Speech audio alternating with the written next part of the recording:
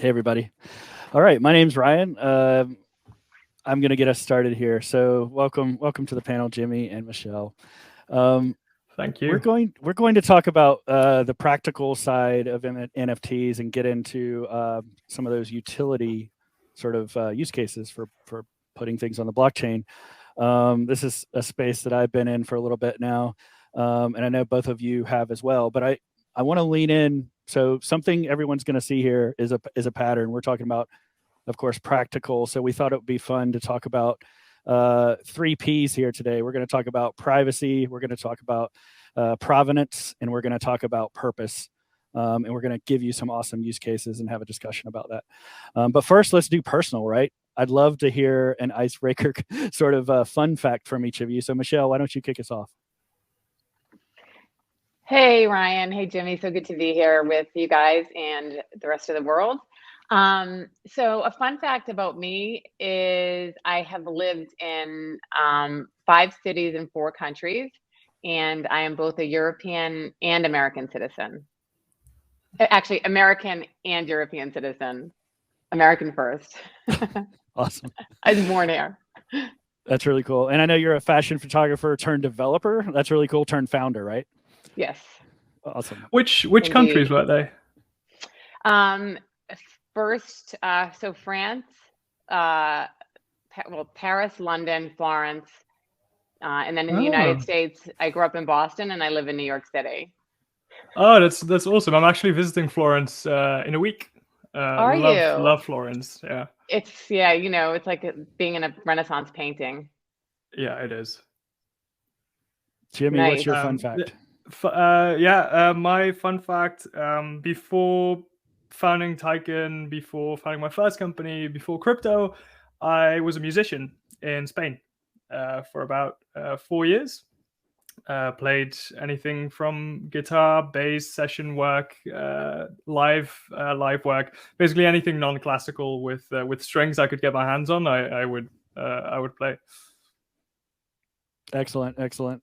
Well, you can't see it, but I strum a banjo over here in the corner a little bit. Oh, awesome. I just know enough to be dangerous, and definitely not a professional musician. But so my fun fact is, Jason's gonna cringe and Nicole's gonna cheer when they hear this. But I went on a road trip with Jason and Nicole, who are the co-founders of NFT Fresh. A few years ago, we traveled from North Carolina, where I live, down to Austin for some kind of, crazy Cannonball Run-esque road trip with Chevy down to South by Southwest. So fun times. So let's get into it. Let's queue up sort of the first P, the first topic we want to get into with our practical discussion today. Let's talk about purpose first. And I know we have a couple of really cool use cases here, but Jimmy, what's your take on just NFTs in this space and digital value? So I think, we're just talking about just JPEGs, right? And that's very much what we are right now. But I think we are underestimating what that is doing right now in this, and how innovative it really is. Because really, for the first time now, where before, when people were to flex their wealth online, they would do so by taking pictures on vacation or showing their Rolex or their nice car. And it's a very inefficient way of flexing wealth. And now, for the first time, we have a way to do that in a natively digital way. And that's of course what's been one of the main drivers of this hype so far of this market cycle is for it being a flex of digital wealth. And as it's proven to be a Veblen good, so a good which increases in demand as price increases, that's done pretty well. But then I think something very interesting we've seen right now is how people started to tie in their social identity with those JPEGs in a way that's really, starts to make you think about within the metaverse, in the way that Neil Stephenson wrote about in Snow Crash, with having avatars. Now for the first time, we have an avatar online that we can own. We can tie it to a social identity. We have a community we belong to. So I think even though, everything now is just JPEGs, I think even now that there's a stronger sense of utility to it than we might be giving it credit for. And I think there's some super interesting things where you can like dig into that as we go further into the metaverse and the digital economy and expand that. I could not agree more. I was just commenting on the Twitter space that Michelle and I were on last night, that like it feels like the early days of Twitter and social, where like avatars, you know, there was a degree of, you know, people wanting to be anonymous or have a pseudonym or, you know, figure that out. And now I feel like we have this new infrastructure where it's going to create, you know, not only verification of identity, but you're right, have a purpose, have a utility to it. So Michelle, like we're talking about sort of this as the building blocks of a new marketplace in a variety of industries. So what's your take on sort of what creators are going to be able to discover through everything from modeling to concerts? So for me, like one of the first use cases for blockchain in general was the agent model relationship, or agent, you know, photographer, hairstylist, makeup artist, in solving that problem of the you know, the middle person between the talent and the brand. And so, you know, historically there's been, I'm a fashion photographer, so I know this firsthand. A lot of times it takes a long time to get paid. When you do a job, it could take net 90, you might not get paid at all. And there are so many hidden fees. Besides the 20%, there's always these other fees too, especially if you're in like a really established agency. And so tokenizing the whole experience is magic. Like I thought of this, like, so I started my company Casting Coin. I've had it for 3 years, and it was originally, I wrote a white paper. It was going to be a token. I was going to tokenize this experience, but I realized I was like definitely way too early. But then like this last spring, you know, the evolution of NFTs, I'm like, wow, it may be sooner than I thought I would be able to do this. That's a great point. Could you elaborate a bit on that use case? Because it's something that I've heard about from friends, you know, the struggles, but I've never actually heard someone talk through a solution for this. So for example, like right now, so we're doing we're dropping a collection called Fierce Models next month. It's part of Fierce Studios, which is ultimately going to be a metaverse. But so we're using 10 real Casting Coin models, and in the 10,000, so 1,000 each. And the models will get a percentage of the mint, and then they're also going to get a percentage of the secondary sales forever. And it won't go through us at all. They are going to it's going to be written right into the smart contract. And so they never have to deal with us again if they don't want to. So that's a really like elegant use case for it. And so then if you build some kind of like structure around it with where brands, like a dashboard where brands can actually, you know, interact with a model's token directly.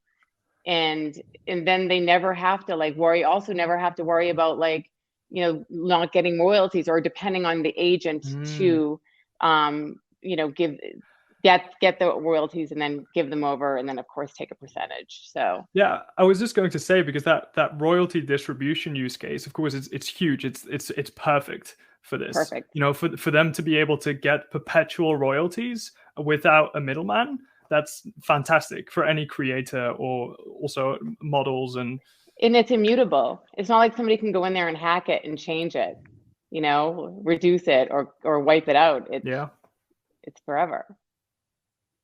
I think one use case that I've been really thinking a lot about here, and I'm interested to see like who's going to enter this space, is concert tickets, of course. And so I'm a super fan of a band that my wife and I follow around like deadheads almost. It's almost like a joke, but you know, we're very ingrained in fan communities, right? And so I'm very interested to see like how are we going to evolve beyond Facebook groups with that community building, with interaction with the artist, and frankly with, you know, merchandise and ticketing. So I think it's an area that's ripe for disruption.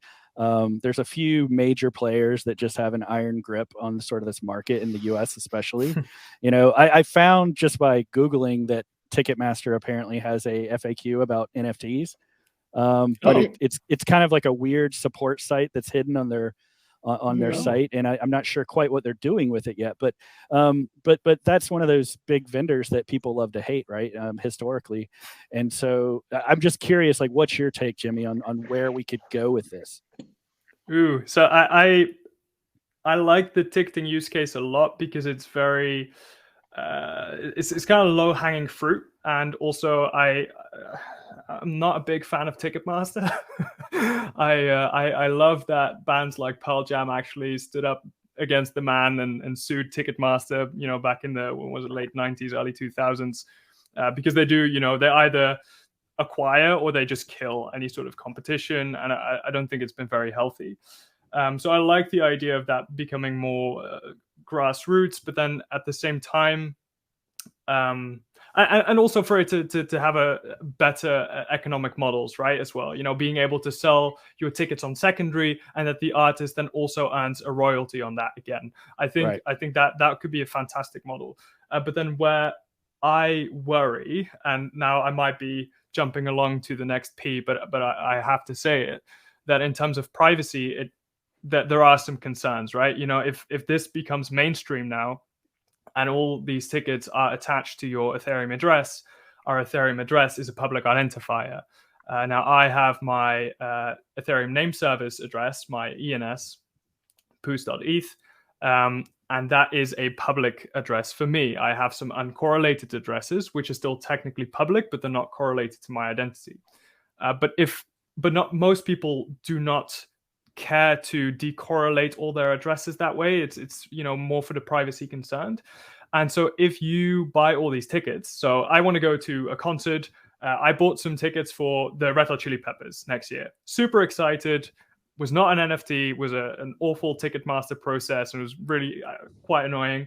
But if it had been an NFT, I go to that concert, and I bought it with my ETH, and now it's attached to my public address, which means that you can correlate a lot back to my financial activity and other sort of activity that I do with my Ethereum address, which could be, a big privacy concern, because now we already live in an age of correlation of data, metadata. If also that is public, it could be a big issue. So is there a way that, like, for example, my use case is always like, I think of like Jay-Z, at Madison Square Garden, being able to sell tickets directly to his customers directly, so that like through an NFT, so that no fees are taken out, and then he builds, and then there's a relationship beyond that forever if he wants to. And so then that, knowing that value right there was huge value to Jay-Z, right? Then couldn't they design the smart contract in a way that any ticket that comes from him is anonymized? Do you know what I mean? So that like, so there's, I mean, you could, so it's definitely possible. I mean, there's layer 2s being developed right now as well, like Aztec, which use zero knowledge proofing for the sake of privacy. I definitely think we will see layer 2s that have better privacy. I think perhaps even on layer 1, Ethereum itself perhaps be upgraded in the future to support zero knowledge proofs and have better privacy models. So I do not think it's insurmountable, and I do think there's a lot of value there, like you said. I think just for right now, for how fast we are going and how slow relatively that infrastructural development is going, because it has to be, because you have to do it right the first time. It's very hard to roll things back when you mess up something on layer 1. So I don't think it's insurmountable, but I do think it's good to bring that awareness to people as well. And that's something I try to continuously do, that when people are active using a public address that is doxed, that you have to kind of think 5-10 years ahead, because now everything seems kind of cute and early, and we don't really take it super seriously, even though we're talking about hundreds of thousands, millions, tens of millions of dollars. It still feels very informal, and but 5-10 years unregulated, yeah, 5-10 years from now, people might just go through your entire financial history and able to do that. Well, I think with like, to jump in here, like that's where I think some of the gnarly parts of this is, right? It's like when we think about it at IBM, we're thinking about we're building a platform on top of open source, but really the proof is in this security layer, this privacy layer, this identity layer of how it's all going to integrate across ecosystems or marketplaces, if you will. Let's lean into this privacy one, and then we'll come back to provenance, because I think, you know, when we talk about working in the real world, I mean, you need to have selective disclosure, right? You need to be able to manage risks there. And like you had a really great point, Jimmy, around, you know, that you shouldn't have to give all of your passport details, for example, to prove you're not an American. But talk about sort of the ins and outs of like how that's going to work. Yeah. So right now, I mean, even so within crypto, within DeFi, NFTs, people have been very recalcitrant towards the idea of KYC, which I understand, because it's and for the audience, why don't you define the acronyms for everyone as well? Know your customer, know your client processes. So, you know, the process where you know, you go to a new digital bank and you have to scan your face, scan your passport, you know, that whole process. So they check that you're not money laundering. That's AML, anti-money laundering, and they know who you are. And that is coming slowly into crypto. But then at the same time, there is a big risk to KYC procedures currently, because you take a data risk, right? You know, I don't know who's going to have a hold of that picture of my passport and of my face and those KYC details. Quite often it gets breached. That's a big problem. So then, you know, I'm not super happy about having to go through 12 different KYC procedures for different exchanges and different protocols. And then, you know, besides that, for a lot of these KYC procedures, especially within DeFi, it's to prove that you're not an American citizen. Because, you know, regulations quite a bit tighter, and, you know, America's not as crypto friendly as it could be. But to prove that I'm an American citizen, you know, there's ways to do that in zero knowledge. I could prove in zero knowledge that I'm not an American. I can selectively disclose my nationality. You know, that this tech exists. Like we've built out a big part of this tech as well at Taiki. You know, we've been building this stuff out for like 4 or 5 years.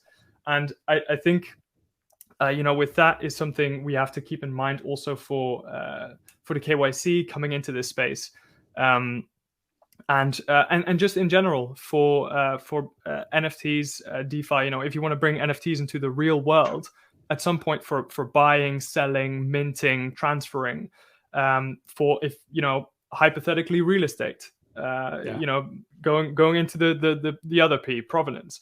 You know, say real estate, we go into there, land titles, deeds are now in some form an NFT, which is not a weird thing to think, since NFTs essentially are persistent data containers. It's not weird to think that would be an NFT at some point. Now, I would have to sign that with a legal signature.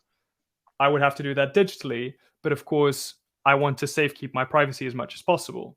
So then I would want to minimize the amount of data I share with myself, and be able to do as much as possible, prove as much as possible in zero knowledge. You know, if I'm applying for a mortgage, I want to be able to prove in zero knowledge that I earn between X and Y, instead of giving all my salary slips and my employment contract and bank statements. If I can prove that in zero knowledge, that in itself mitigates privacy as well, risks. It would seem to me that the people that are concerned about that are really like the hardcore crypto people, people like us. Whereas I think the regular person is so used to doing that, like giving all of their data to when they want to get a house and want a car loan. I'm going to debate you. So I think you're right in practice. Totally. Like we're doing things digitally now that our parents are not comfortable with, or what have you, right? Like, but I would argue that the problem is, and like I just refied my home last year. Now there's a bunch of PDFs with my signature and social. No, I know it's a problem. They're floating around, but right? People are used to doing it. Yeah, they're used to doing it. But I think that is where this provenance comes into play, where, you know, tokenizing and using the blockchain could really help in this case, because I feel like we can't necessarily say that even just taking healthcare, for example, we've barely made healthcare digital. It's very clunky. Everybody has their own digital like wallet with every doctor or dentist they go to. And now, like one of the examples with IBM now is that we helped create a digital health pass, so that you could manage just like selectively one part of your digital health record, and that's your vaccine, status, or your COVID test, your last test health status, and trying to make that really easy to manage with some other vendor. That really is a model for how that could be applied to real estate, I think.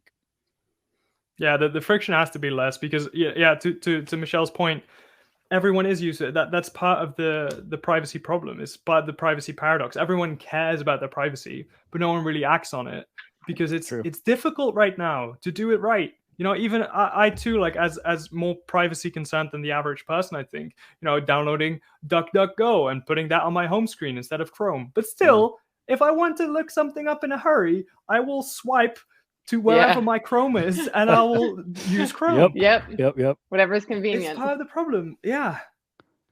Well, and everybody's going to have like to your point, Michelle, everyone's doing it. I think I've even encountered, I heard Brian Fanzo talking about, making a mistake and like losing the first like secret passcode to one of his assets or wallets or something on the conference yesterday. I literally had the same thing happen when I upgraded my phone, and it's like just learning the ins and outs for the everyday person of interacting with these types of marketplaces and managing assets personally is really an unclaimed opportunity here. Let's get into provenance. So there's some really cool use cases here that are utility based, that are industrial, that are things that companies of any size really needs to think about. The first one I wanted to share was around shipping and trade. So I wanted to spend a minute sort of describing this new project, and it's many things. It's a marketplace, it's an ecosystem, and it's a platform. And so it's called TradeLens. And the idea here is that people can join this network. Everybody from carriers to ports to customs authorities to the shipping companies, everyone that's involved from getting a good from where it's manufactured to delivered to your front door via Amazon, can join this network to literally use this blockchain API and use tokens to manage documents. And I heard somebody say yesterday something about we're paper hands. We're holding paper hands. And so I thought that was funny because it really describes like this digitization, right, that's taking place. And it I think no one cared like a year ago, 2 years ago. But this has been happening in the background, and now it's on every headline on the nightly news about the supply chain, right? And so it's interesting that like we've been quietly kind of getting ready for this, and now I feel like it's being tested in a lot of ways, how this is going to play out. Yeah, and it's such an interesting use case. Like even back in 2017, 18, you heard some things about it, but then I think to the average person, it's not interesting or sexy enough that it doesn't make as many headlines within crypto to blockchain use cases. Yeah. But we talked before, and you said something about coffee as well, right? That there's already coffee that's being produced, and you can track it all the way back to where the first beans were planted and harvested. Yeah, the point there is like every company now is thinking about what's their sustainability strategy, right? And how do they even? It's not even about the sourcing necessarily. It is, but it's also about brand loyalty and knowing that you're supporting a living wage for the farmer where those coffee beans came from. So now you can buy you can go to your local grocery and buy a certain kind of Folgers coffee. You can scan a QR code and it brings you into that wallet where you can see literally like who harvested those beans to bring them into the supply chain and ultimately to your cup. So it is cool to see that kind of thing happen. And it's not just a feel good thing that you know that it's a good coffee bean. It's that you know that the company that sourced it is a good company as well. It's also in my industry, people are talking a lot about like counterfeiting, like handbags, especially things like that, glasses, luxury fashion. I don't know what the exact stat is, but it's like in the billions of dollars that luxury fashion brands lose in money and also like brand equity through the counterfeiting. And I started, like, to your point, Jimmy, I started hearing about this solution 3 or 4 years ago. And not again, like not many people were doing it, but it does feel like I'm hearing about it more and more, and people are actually putting it into practice. And I don't think most people need to know that it's on the blockchain. Like I see a day when, like, for example, models, even they'll be able to have a tokenized experience in a direct relationship, but they don't even know why. It's just like I don't know how Venmo works, really. It just works. And I can see that with all of these things. Yeah. I mean, that also, privacy. Go ahead.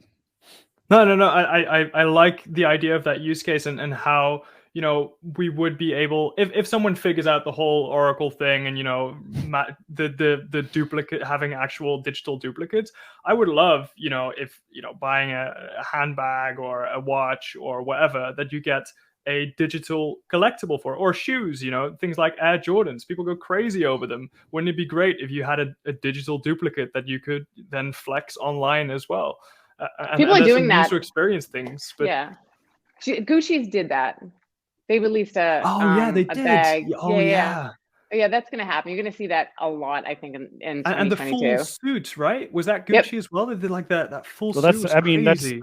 I can see how that's going to cross over directly into your, I think in terms of movies, you can tell, I see it as like it's going to become like my residual self-image that I have in the Matrix, right? In the metaverse that I'm going to interact with people in, right? So I can see how, like right now, the avatars that we have across, everything from Bitmoji to anything else it's very crude. It's very much like just a social interaction, a stamp, if you will. Let's get into, there's a couple of things that I think people kind of, another one, like to your point, Jimmy, that has flown under the radar, but is kind of interesting here is IP. So it's a bit meta, I guess, to think about, but there's the notion that, like, let's take something that's really important, IP, and think about the traditional model, whether it's in software or designing products or what have you, and apply, a NFT kind of derivative to the intellectual property that you have in patents, and then imagine how the work that you do with it and dealing with others in a marketplace is going to shift. What's your take on that? I saw a really cool thread on this like half an hour ago by someone who they haven't built this, but they said someone has to build this, and I thought it was a very cool idea in terms of when you are at the point of creation, even in drafting mode, you put down the first letters on paper, you put down the first pencil stroke. What in saving those drafts, that it automatically creates a token on chain, and so like he went pretty deep into it, how to prevent front running and everything, and not to make it too heavy on the transaction loads. But that essentially you could put a timestamp on all these small increments of progress, so that you could prove, not only, because this is a problem too right now, right? Like we see it now with artists, that artists get their art stolen. And they might have made this on their iPad or whatever, and then they posted it somewhere online. Someone takes it and mints it as an NFT and makes thousands of dollars. If at the point of creation, this was timestamped along the way, and this is, this will need a lot of optimizations for this to become a reality. But this will happen at some point, where you can indisputably prove that you were the creator of a piece of IP. And I think that's going to be more important going forward, because I mean, IP right now, it's a bit shaky anyway. Also, when you buy an NFT, there's more often than not, there's not really a license attached. It's very vague what's happening IP-wise, what you own, what you don't own, what you can do, what you can't do. So I think there's a lot of progress to be made there anyway. But that's something that will happen over time, I guess. Yeah, Like we'll have to. Sorry, just like Jimmy, timing wise, how long before you think would see something like the regular, like the general public artists, like being able to seamlessly draw something and its timestamps? Oh, I think it's going to take a while. I think you need some infrastructural changes for that as well. I mean, someone can already build something on a layer 2, like a Matic or something where the transaction, where gas fees are quite a bit lower and transaction costs are lower. But then you kind of need to innovate on how the blocks are filled and still timestamping it. And And probably you'd also need, like, if like Apple, a lot of artists draw on the iPad. So it would like that. So having that kind of hardware integration would be probably a big step in getting the regular person to do that. Or some of the major apps that are used. My girlfriend's a tattoo artist, and she draws everything on her iPad, all the Flash, all of the drawing she does on her iPad. And there's one very popular app that everyone uses, not Photoshop, something else. If they were to integrate something like that, and then it could just be as simple as you make an account and you link your address to it, and then you're done. You're off. That's actually I think this is where. Don't you think this? I mean, I could see how this is where a DAO or DAOs are going to come into play too. I mean, there has already been a start of like IBM has partnered with the folks that are building the IPWE platform. So it is already a registry that will track the active, the current, and the historical patent records. So if you're looking to create something that's going to be within that system, then that's the place where ultimately it's going to get you there so that you can have, it's going to add the transparency that you don't have now, but it's also going to enable you to have that commercial side of licensing. So that's going to be a way that you could finance and sell as well. So I think it's getting started, and it's a matter of like what industries are going to join that network. You know what I mean? Yeah. And I think right now, I mean, visual artists, it's thank you, Jason, by the way, Procreate. It's called Procreate. That's the app. This is the lowest hanging fruit, right? You create a piece of visual art and you mint it right now. This is possible. Even, 3 years ago, we thought that was kind of ridiculous, even with the crypto kitties, but now it starts to make sense to a lot of people that this is something you can do. And I think also infrastructurally, a lot of things are going to change, which allow for a lot of the inefficiencies to be absolved. And then you open wide up to new use cases. Like in the same way that, at the dawn of the internet, a lot of people didn't think e-commerce would ever be possible, to be competing with traditional retail, because also supply chains weren't optimized for it. The financial infrastructure wasn't optimized for it. Online payments, those didn't exist. So then, going from that broadband instead of high-speed internet, was like you can fathom that would ever be as smooth, maybe even smoother than going down to the shops. And from those optimizations, we're going to see super cool use cases, I think, that we can't even fathom right now. Well, we want it to become invisible. Like once it, like if it just works, like that would be nice. I mean, when you think about like the TradeLens example, like their process, I mean, it's here now. Like it's only going to go up from here. They're already processing 2 million documents a day through that system in the global network. It's insane. So I think it's here, and it's a matter of like what industries are going to get on board. Like to the point that was being made earlier, is like a lot of this movement towards Web3 is just like people experimenting, but there's going to be some first player advantage here, and that's going to pay off. Yeah, for sure. I think also from the artists we see now, that a lot of them are going to prove themselves to be Lindy, and will have a lot of staying power. And a lot of these projects that we see now, 10 years from now, everything you see out there right now will be OG. Yeah. OG 5 years, a year. Yeah. Hey, IBM's an old company, but we are OG with a lot of stuff. So to my point, let's talk about our last use case, and then we'll have some closing thoughts about the future here. We wanted to touch on carbon credits because I thought this was another interesting use case where like it's important to know kind of where these credits come from, how they're managed, who sold them, how they're being spent, so that it's more than just a PR exercise, right? For these companies that are building out their sustainability mission or their strategy, and they're sort of announcing it to the world. But it's sort of questionable how that's being managed or tracked, or are you meeting your goals that are being set? Whether that's a 5-year goal, you see lots of companies saying they want to become carbon neutral or net zero, like by 2030, which is coming up pretty darn fast, right? So what are some examples of networks, Jimmy, that are doing this right now? So networks, it's hard. Like I do have some friends who build out exchange.com. That's XANGE.com. It was a UN mandated exchange for carbon credits. Because, like you said, it is a real problem right now. Seeing who is selling these carbon credits, where did they come from, how were they created, and hold them up to the same level. You can actually buy carbon credits right now as a company, and then find out that you bought it from the wrong seller, and that they're invalid.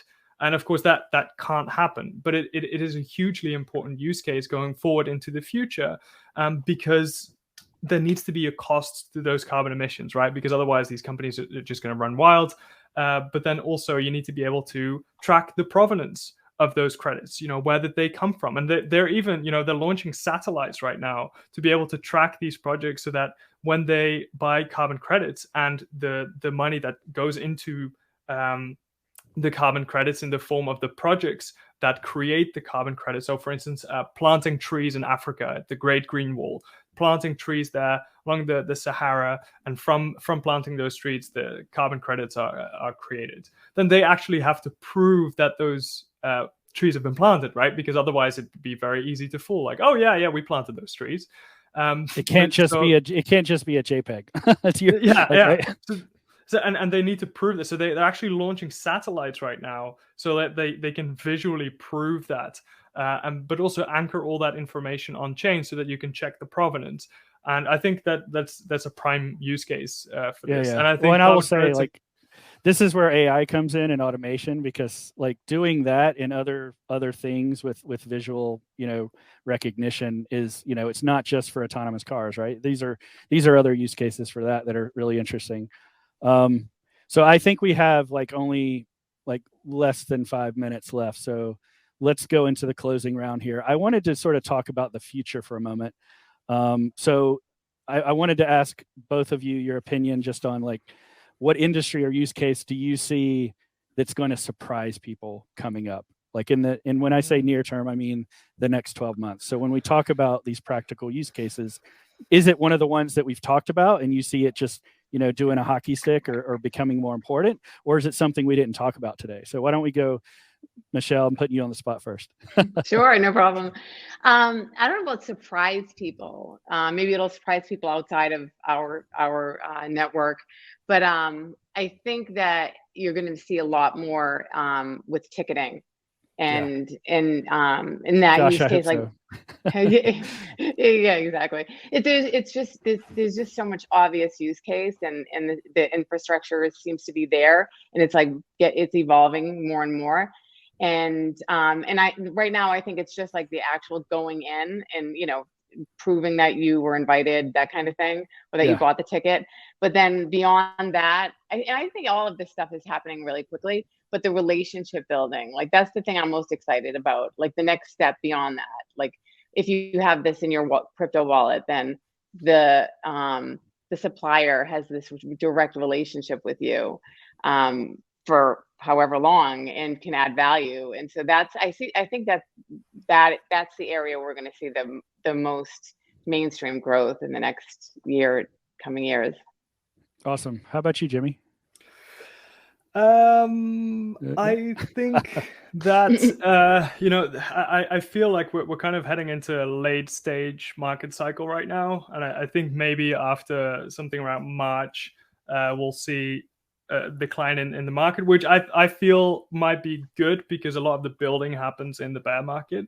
But my hope is that a lot of people by that time, or perhaps in the next year or a year from now, will be using NFTs or the underlying tech without knowing it. So you might have TikTok's already starting, but also perhaps Instagram launching something like collectibles. Already saw some UX UI previews that might be integrated at some point. That people, you'll have the Kardashians who start selling one of their top posts, and then someone can hold that on their Instagram as a collectible, and will have no idea that this has anything to do with crypto or blockchain because it's all custodial. It's all being managed by Facebook.